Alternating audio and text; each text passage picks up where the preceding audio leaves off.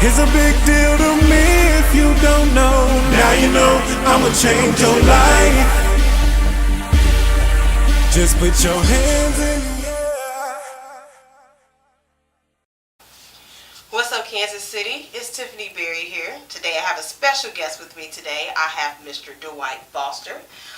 As you see, he has an instrument in his hand. He's going to play something for us before we end here. How are you today, Mr. Foster? Okay.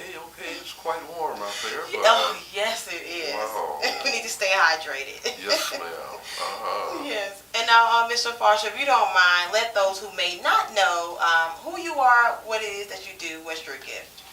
Okay, I'm a musician, saxophonist, clarinetist, guitar, organ, piano, drums, vocal, many, and have taught, tutored students. Some students are successful, not in the States, they're over somewhere else abroad, and making a decent salary, which is the main point, and learning and mastering their instruments, which you should do. So played with, back then, years ago, I played guitar and played with, then was called doo-wop groups, and used to do that and played with different groups, traveled to places like Atlanta, Georgia, Knoxville, Tennessee, Nashville, Tennessee, Indianapolis, Indiana. Played on the Strip in Las Vegas, Nevada. Okay. Played gigs in North Las Vegas, Nevada. Also L.A. Recorded and even did some recordings here in Kansas City.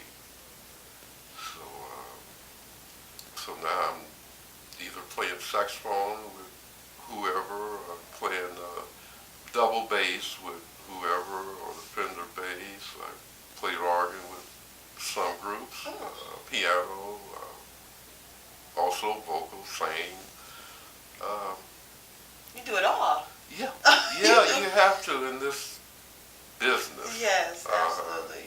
Yes. So you're your own band, should I Yes, say? ma'am. Yes, I have to do that. Of course, you just can't rely on anybody or everybody. You just have to make way for your own self, and then keep your fingers crossed, and go on from there. Most definitely. Now, most people recognize you, from what you do around the city. Of course, I first saw you in action on First Friday. When First Friday first started up, that's when I saw you in action. It's something about the saxophone that gives you some type of chill or some type of feeling. Yeah. So, when you're playing your instruments, when you're in the groove of things, what type of feeling comes over you?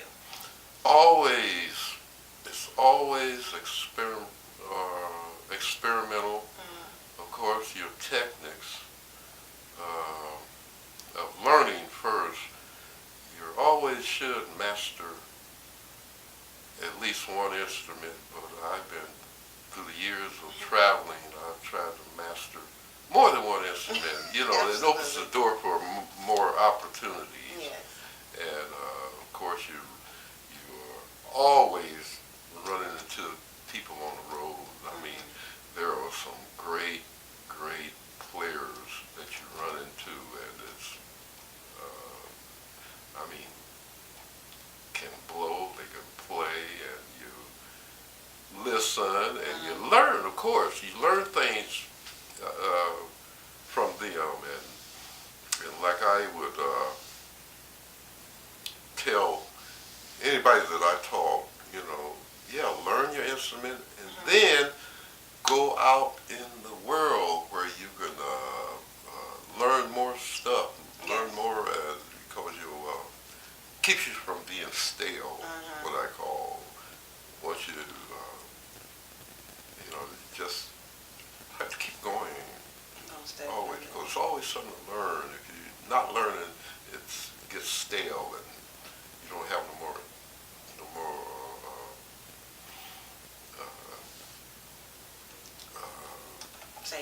motivation. Or Right, something, right, something of that motivation. nature. That's the word. So, Seeking. with, learning your craft, learning different crafts, how old were you when you picked up your first instrument? I think I was around about,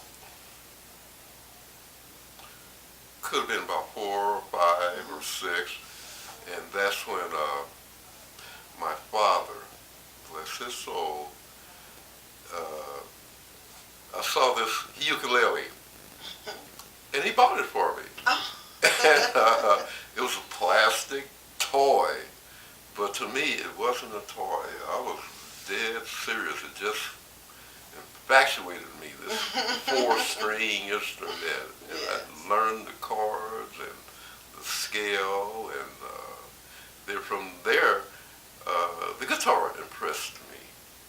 And that was when you could, you had these comic books, and at the end of the comic book, it had a way that you can send off for like a guitar, and then that's when I was interested in this. I don't know if it was a Roy Rogers guitar or it was a Gene Autry, and it just fascinated me, and I learned lesson this and lesson that, and for some reason my mind,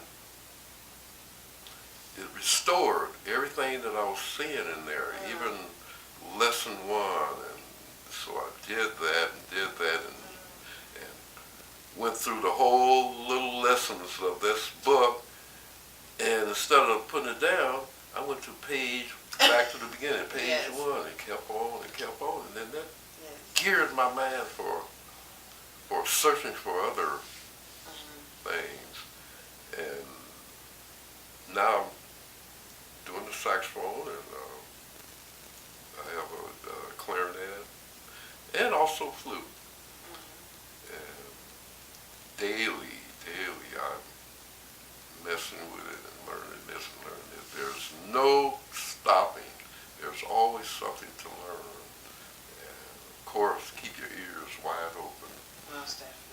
And as I sit here and listen to you talk and watch you talk, there's a look that comes over your face when you talk about your instruments and when you're talking about playing, and that's how you know someone is in love with what they do. It's their baby, it's their love. So I just want to let you know that. Yes.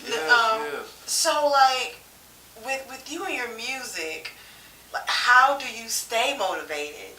How do you keep yourself going to want to learn something new every day?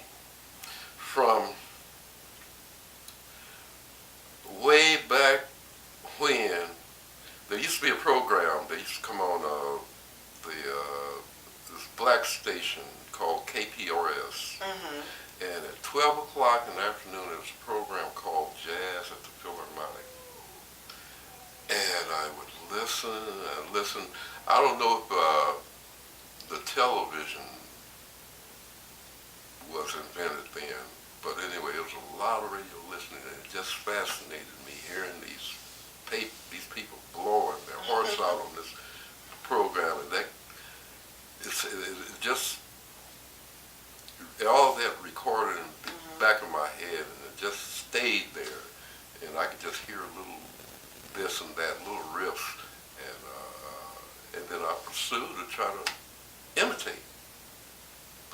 And by me doing that, I'm accidentally learning stuff. I'm the teacher teaching the teacher. I like that saying. And that could be, sometimes it just sets the mind to progress and progress and progress. Never getting into that hole that you can't dig yourself out of. And then that means you take the instrument and you set it in the corner and just forget about it, or put it underneath the bed and forget about it. No, I was not one of those people. I just kept on investigating, kept on figuring this out. And sometimes I was listening to a recording of somebody, and I'll be trying to figure out, why on earth do they sound like that and I do not sound like that? And I just kept on pursuing and playing with this group and that group, and some are not serious, Mhm. and some of us, like I am, are very, very, very serious. Very serious. Make the instrument sing Mhm. like a vocalist. Yes. It should sing. I believe the vocalists always imitate the instrument, and the instrument or instrumentalist is imitating the vocal. Absolutely, most definitely. Yes, So, ma'am. so before we end here, let's say that we have someone who's struggling trying to learn their craft, Mm-hmm. and they may just want to put it down and never pick it up again. What words of encouragement would you tell that person? Just like so many students I've had, it's the way everybody doesn't learn the same way. Everybody's mind. Some of us are geniuses. Some of us are just in the middle. Some of us are slow learners. And I'd have to. Sometimes you have to take that instrument, piano, and show them. Some learn by vocalizing. Some learn by sight, like learning to drive a car or a standard shift. Mhm. You tell them, well, the clutch and the brake and the gear shift. Some are successful. Some have to watch whoever's teaching them to drive. They have to watch and listen to the tone of the motor. You know exactly by feelings when to change gears. Yeah. And that's by some can learn that way. Some students I have to play or show them, this is what you do, Mhm. and this will lead to this. There's no cutting corners. A lot of people now, so-called musicians,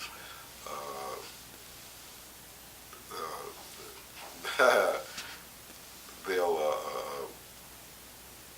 well, it's just hard to explain. No problem. Understood. It's by learning, by teaching. A teacher teaches the easiest way a student or whoever can learn. You don't just tell them this or scales or chords or you have to play them and show them and say, hey, this leads to that. Now go on and take your instrument, take it home or whatever, and keep on going. Sometimes it's painful, but you'll reap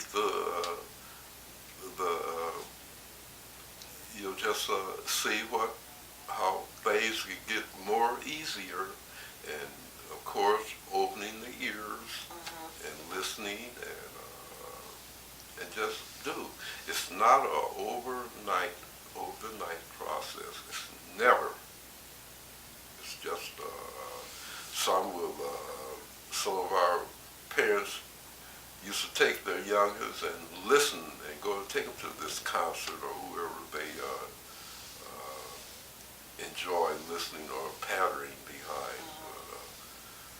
It's patience and letting them know if you learn this, this will lead to this, to this, to this, this, or either you're going to go down. Most definitely. This is almost like a 24-hour thing, 24/7, and it's never ending. It's always something to learn, and so that's what I'll be trying to get my students to do. And some of them are very talented. Some will learn quick just like that. Some won't. And like I said, I have some students that's not here in Kansas City no more. They just zoomed on out, and I'm glad to hear that they're doing okay. Absolutely, absolutely. Well, what I'm going to go ahead and do, I'm going to go ahead and end this here, and then Yes, I know ma'am. you're going to go ahead and give us some tunes. And so, Kansas City, for more videos, check us out at whatsup.kansascity.net. Remember, if you don't grind, you don't shine. You don't work, you don't eat. So make it make sense. And he's going to go ahead and give us some tunes. Okay. So I'm going to.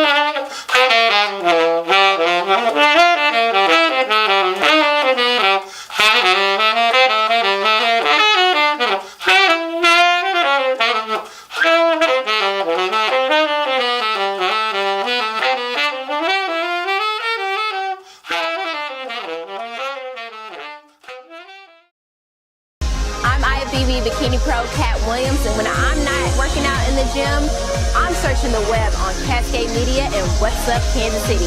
So make sure you check them out.